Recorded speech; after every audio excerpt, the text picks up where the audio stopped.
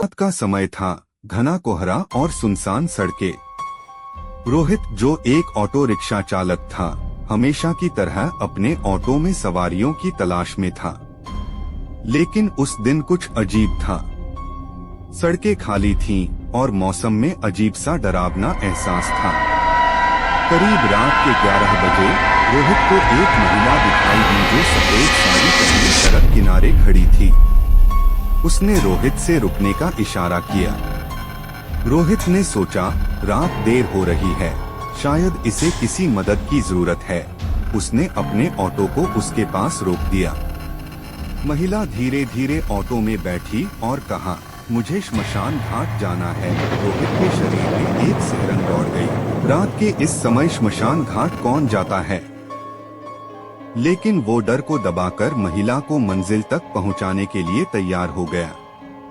Auto श्मशान घाट की ओर चल पड़ा। रास्ते में रोहित ने पीछे मुड़कर देखा तो वो महिला चुपचाप बैठी हुई थी। उसकी आंखें जमीन पर थीं और उसका चेहरा बिना किसी भाव के ठंडा था।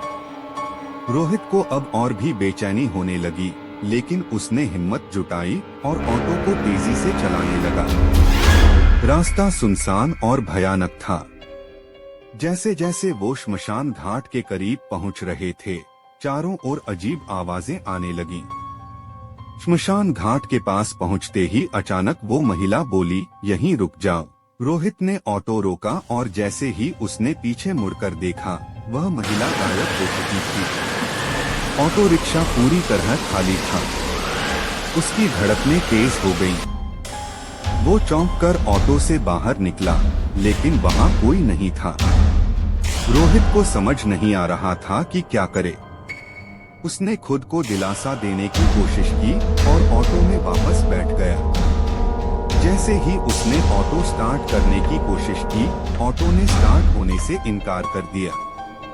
उसी वक्त उसे पास के पेड़ से कुछ आवाजें सुनाई दी। वह डर के मारे कांपने लगा। तभी उसने देखा, वही महिला पेड़ के नीचे खड़ी थी। उसकी आंखें अब रोहित को घूर रही थीं और उसका चेहरा डरावना लग रहा था। रोहित के होश उड़ गए। वह ऑटो छोड़कर भागा और किसी तरह गांव पहुंचा। गांव के बुजुर्गों ने जब यह सुना तो कहा कि वह महिला 1 साल पहले श्मशान घाट के पास एक हादसे में मारी गई थी और तब से उसकी आत्मा वहीं भटक रही है। उस दिन के बाद रोहित ने उस रास्ते पर कभी भी रात के समय ऑटो नहीं चलाया।